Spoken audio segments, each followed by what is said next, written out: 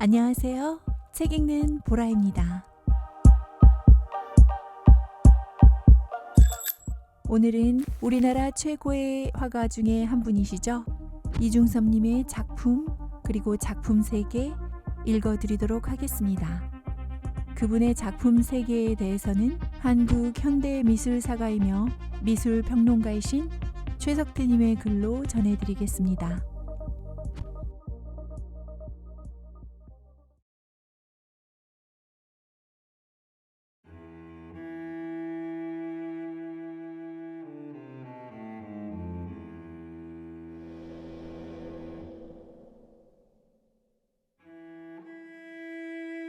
이중섭은 천재, 비극 같은 단어들과 함께 받아들여지는 존재다. 그러나 우리는 그를 바르게 알고 있지 못하다.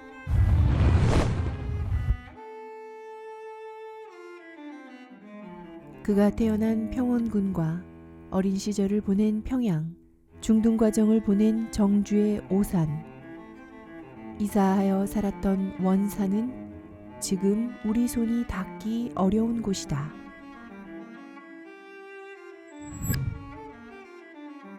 식민시대의 첫 연대에 태어난 이중섭이 거쳐야 했던 동족 상잔의 시대의 의미를 우리는 아직 잘 모른다.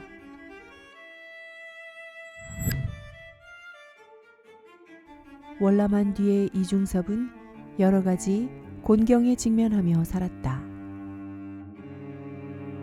그를 의심스럽기 그지없는 존재로 보이도록 만들었다.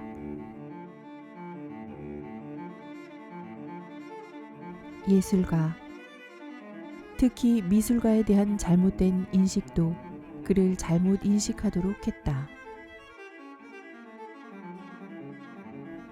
이러한 한계는 아직도 엄연하다. 분단과 냉전, 독재와 서구 맹종적이고 철저하지 못한 근대화로 이어지는 연결고리 속에서 이중섭의 모습은 일그러진 것일 수밖에 없다.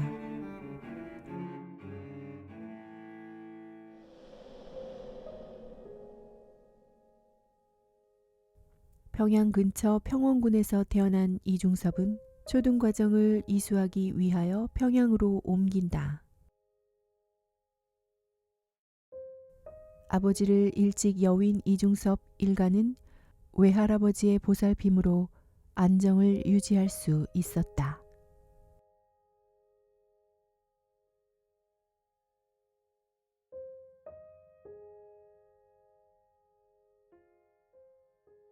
초등과정 내내 한반이었던 김병기를 통해 그의 아버지인 선구적인 유화가 김찬영과 김관호의 그림과 만났다.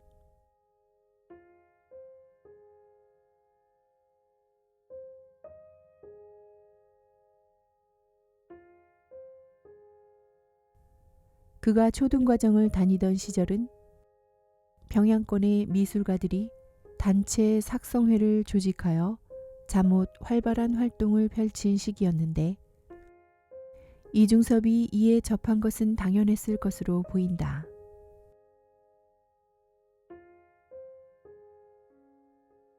막 발굴되기 시작한 고구려 시기 무덤의 벽화들과 이에 대한 자랑을 접하면서 화가의 꿈을 키웠다.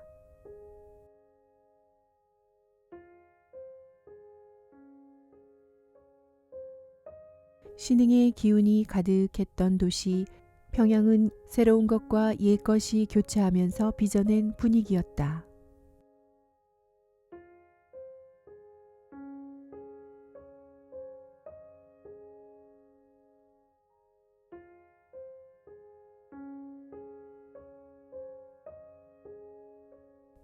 이중섭이 진학한 중등과정의 오산학교와 그곳에서 만난 임용련에게 배운 것은 이중섭에게 커다란 자극이자 평생 가는 바탕이 되었을 것이라 여겨진다. 평안도의 지도적인 인사 이승훈이 설립한 이 학교는 일제하에서 강렬한 민족의식을 유지한 학교의 하나로 미래의 인재를 길러낸다는 목표가 굳건했다.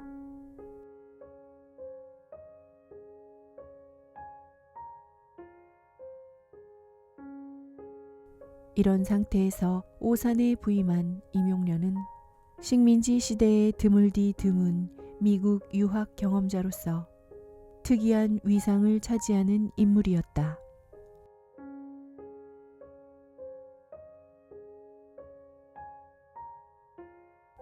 진남포에서 태어난 그는 경성에서 중등 과정을 다니던 중 3.1 민족항쟁에 참가했다가 외경의 체포를 피해 중국으로 도망쳤다.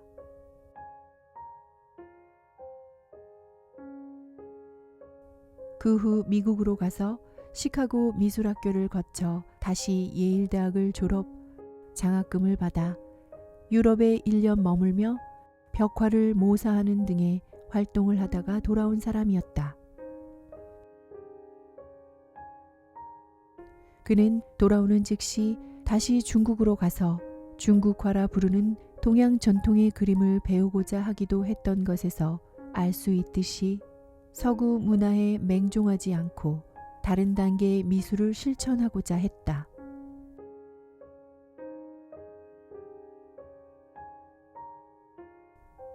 그의 열망은 점차 군국주의화 되어가는 사정 속에서 미국 유학자인 점이 불리하게 작용하여 실현되지 못했지만 이중섭을 비롯 문학수 등의 제자들이 민족적인 미술을 실천하는 데 크게 작용한 것으로 평가된다.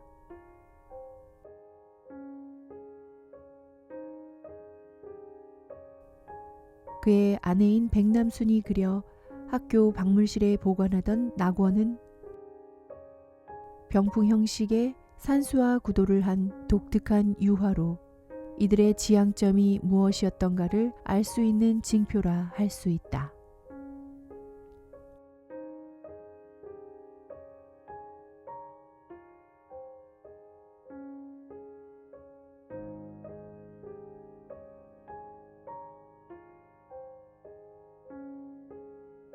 이중섭은 일본에서 사리베 미술대학 분카 가쿠엔에 다니던 중 1938년 지우미츠 츠카교카이가 두 번째로 실시한 공모전에 응하여 문학수 유영국과 더불어 일약협회상을 받고 나아가 여러 평자들의 주목을 한몸에 받게 된다.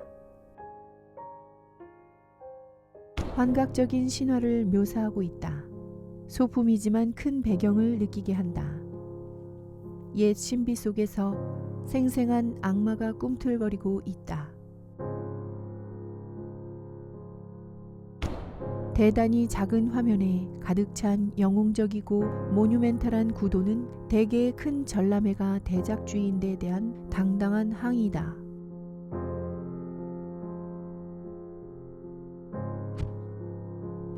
작은 작품이나 만만치 않은 규모를 느끼게 하는 것으로 여겨진다. 더욱이 약간의 지식과 이해로도 문학수나 이중섭의 작업이 이 민족의 특성을 훌륭히 발휘하고 있다고 생각한다.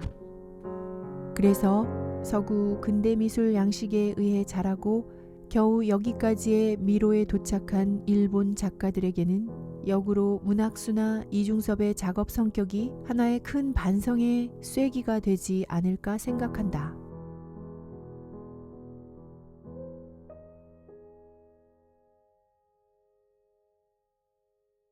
문학수를 포함하여 이중섭이 서구 추종이 대세이던 당시 일본의 미술세계에서 대안적인 존재로까지 여겨지고 있음을 알 수 있다.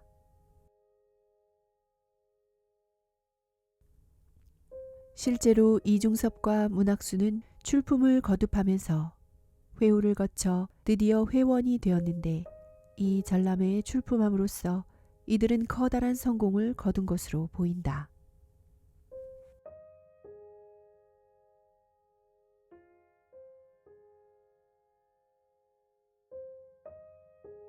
이러한 열광적이다 싶은 반응은 조선인들 사이에서도 팽배해 선배 세대인 길진섭이나 이 모임에 애초부터 화우회로 활동하기도 한 김환기, 곧 결성하게 되는 조선예술가협회의 동료가 되기도 하는 진환 등을 통해 조선에서 발행되는 신문과 잡지에 높이 평가되어 소개되면서 기정사실화하기도 한다.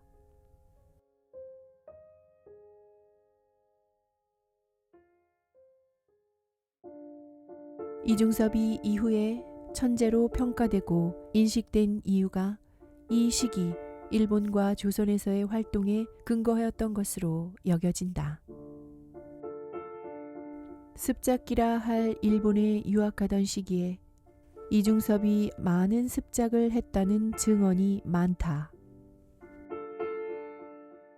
이중섭의 변모와 발전을 알 수 있는 자료가 바로 햇수로 4년 동안 그려보낸 것으로 애인에게 보낸 엽서 그림이라 여겨진다.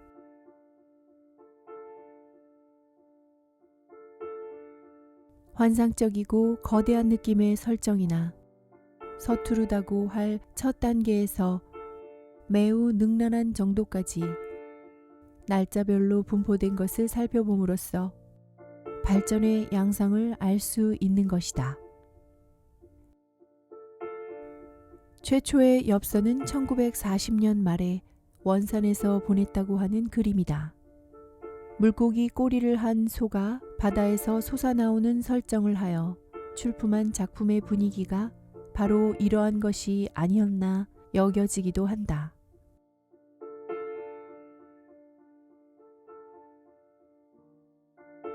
(1941년) 중반기 정도로 확인되는 그림들에 이르기까지 자주 시도되는 기법이 그리고자 하는 바를 화면에 직접 그리는 것이 아니라 별도로 그려진 영상을 옮기는 간접적인 방법이다. 이런 방법으로 그려진 그림들은 점차 짧은 선으로 이어가듯 양상을 띠고 이 과정을 거쳐서 수채나 펜으로 직접 그리기를 하거나 이들을 적절히 섞어 구사하다가 더 높은 단계에 들어간다. 이후 추상을 시도하기도 하고 같은 주제와 소재를 거듭 실험하기도 하면서 화면을 거의 자유자재로 요리하는 단계에 이르렀다고 여겨진다. 1941년 한 해 동안 이중섭은 무려 80점 가까이를 그려보냈는데 이로 미루어 이중섭이 엄청난 양의 습작을 거쳤다고 하는 말이 사실과 부합하는 것임을 알 수 있는 동시에 이 시기에 높은 기량을 닦아 나갔음을 알 수 있다. 이중섭이 식민지 시대의 말기인 1940년대 전반기에 그려 남긴 그림의 사진이나 애인에게 보낸 그림 엽서를 보면 민족색이 풍부함을 알 수 있다. 무엇보다 그는 자신의 이름을 한글로 가로쓰기 하였음을 알 수 있는데 이로 미루어 스승 임용련 등으로부터 깨우침을 받은 민족어에 대한 사랑을 일본인 여성에게 보낸 그림 엽서에서도 이어나가고 있음을 알 수 있다.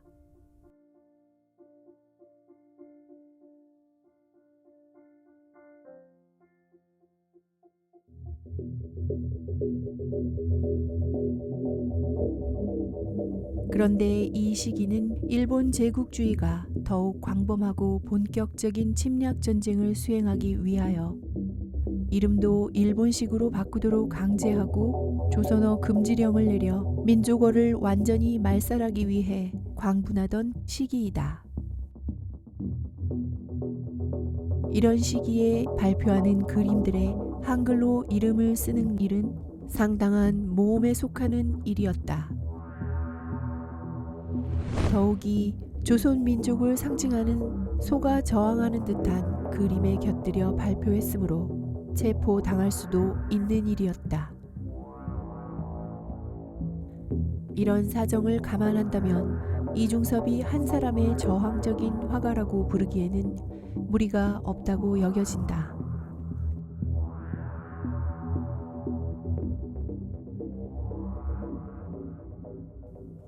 지우텐을 통한 활동으로 주목을 모으던 이중섭은 일본에 있던 일단의 조선인 미술가들과 더불어 새로운 미술 단체를 결성한다. 새로운 민족 미술을 지향하던 문학수, 이쾌대, 진환, 최재덕 등과 결성한 것이 조선미술가 협회이다. 이들의 활동은 모든 민족 사회의 미술 단체 운동이 사라지고 민족 정체성이 상실의 위기에 처했던 1940년대 전반기에 유일하게 펼쳐졌던 움직임이었다. 그러나 이들은 모두 일찍 죽거나 8.15 이후 급변하던 정치 정세에 따라 이른바 월북하였으므로 이름마저 금기시되고 완전하다시피 잊혀졌다. 그렇지만 이들은 모두 4회에 걸친 회원전과 이전에 어떤 단체도 보인 적이 없는 활발하고 조직적인 활동을 나타내었다. 또 개인별로 살펴보아도 각자 개성적이면서도 집단적인 개성을 의도하였음을 알 수 있다. 주도자인 이쾌대는 조선 후기 시대에 극도로 발달한 초상화 기법과 이른바 진경시대의 신윤복을 대표하여 발흥한 세속적인 색채감과 선묘를 계승했다.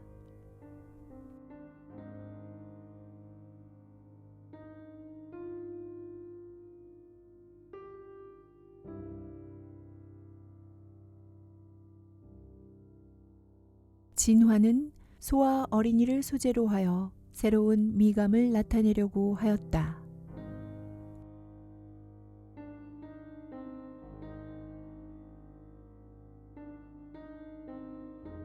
문학수의 경우 이 모임에서의 활동을 살펴볼 수 있는 자료가 없으나 지유텐의 출품작 사진에 의하건대 민족 고전 소설인 춘향전을 장중한 필치로 그린 것으로 보아 그러한 범주의 작품을 보였을 것이라 여겨진다.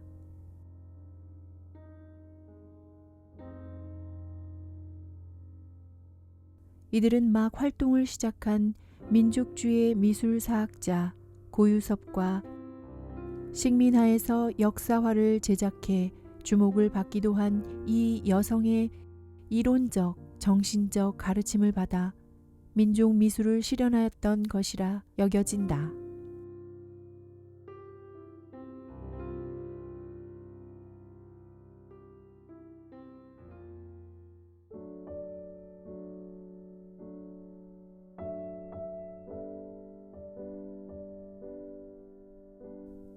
현재 우리가 볼 수 있는 이중섭의 작품들은 그가 월남한 후인 1951년에 죽기까지 불과 5년 사이에 그려진 것들이 대부분이다.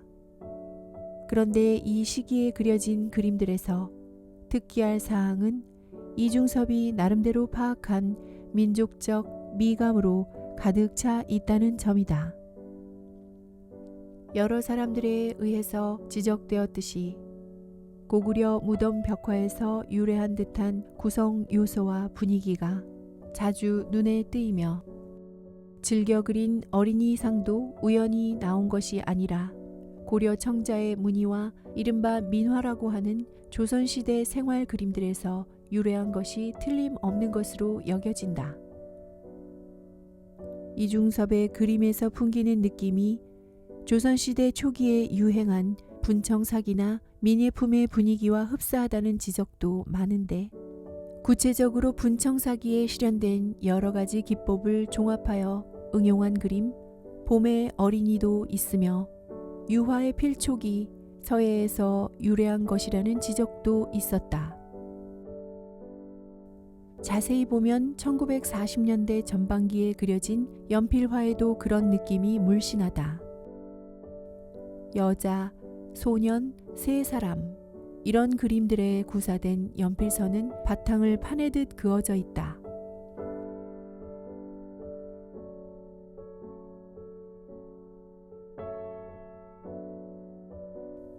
또한 또한 담배를 싸는 종이에 입혀진 금속막을 긁어 새기고 물감을 메운 이른바 은박지 그림도 상감 기법이나 화강암에 새긴 선묘와 연결지을 수 있다고 여겨진다. 이러한 여러 양상을 보면 이중섭이 계승 발전시키고자 한 민족적인 미의식은 거의 모든 부분과 시대의 영역에 걸쳐져 있음을 알 수 있다. 소는 일찍부터 저항의 함축을 지녔으며 친구들의 말에 의하면 행복한 모습을 보이기도 했다고 한다. 소의 여러 모습은 분명 자서전적인 것이다. 말년에 이르러 그려진 소에는 분노와 좌절의 느낌이 물씬하다. 이 역시 자신이 겪었던 고난에 비추어 자서전적인 것으로 한정해 생각할 수 있다. 그러나 그가 살다 간 시대를 감안한다면 이런 생각이 이중섭의 중요한 일면을 제거해버리게 되는 결과를 가져오는 것을 공감할 수 있으리라 본다. 서로 만나려 애쓰는 긴 꼬리의 두 마리 새는 분단에 이어 동족 상잔을 겪은 우리 민족을 가리키는 것이라는 친구의 증언이 없더라도 분명히 사회적이고 역사적인 맥락을 인정해야 하리라 보인다.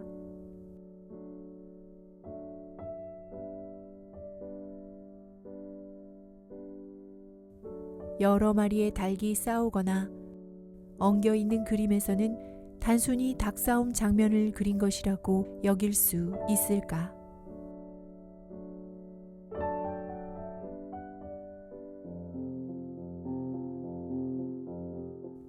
이중섭의 그림 그리기는 사물을 단순하게 제시하는 상태에서 그치지 않고 이를 넘어서 그 사물과 연관되는 대상에서 연상되는 감정의 전달을 의도한다.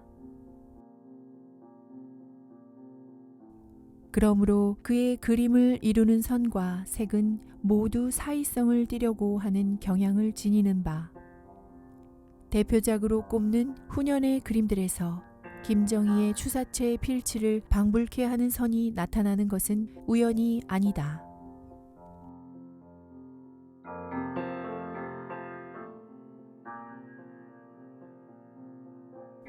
어린이가 등장하는 것에 대하여 이를 바로 헤어진 자식으로 여기는 경향이 많으나 앞에서 살펴보았듯이 이중섭은 일찍부터 어린이를 자주 그렸다. 식민지 시대와 어지러운 해방공간, 6.25라는 극도의 혼돈 상태를 거치면서 순진무구한 존재의 상징인 어린이는 혼탁한 현실에서 변절과 거짓을 극복하고자 하는 갈망의 표현으로 여겨진다.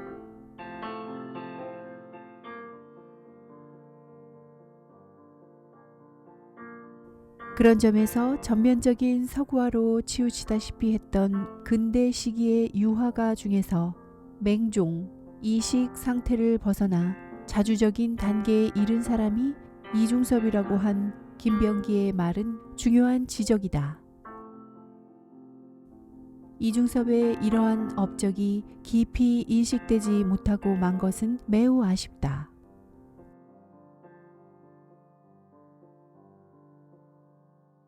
이중섭의 예술에 대한 평가도 미국 군인에 의한 통치 이후 미국화의 경향에 의해 제대로 이루어지지 못했다. 생각해보면 지금까지도 대부분의 유화가들이 자신의 이름을 알파벳으로 쓰는 분위기, 이들을 서양 화가라 하고 이들이 그리는 그림은 서양화라 부른다. 그런 분위기에서 이전에는 같은 방식으로 이름을 써오던 박수근이 8.15 이후 한글로 이름 쓰기를 실천했다.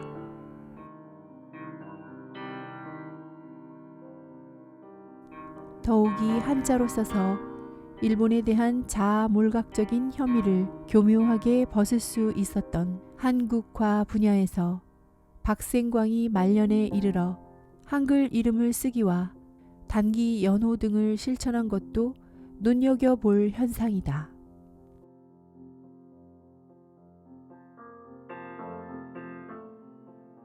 오윤이 그림 그리는 붓과 나무를 새기는 칼을 새로운 민족 미술의 전형을 만든 것은 우리가 뚜렷이 자각하지 않은 상태에서도 면면이 이어나올 수 있었던 전통이므로 가능했던 것일까?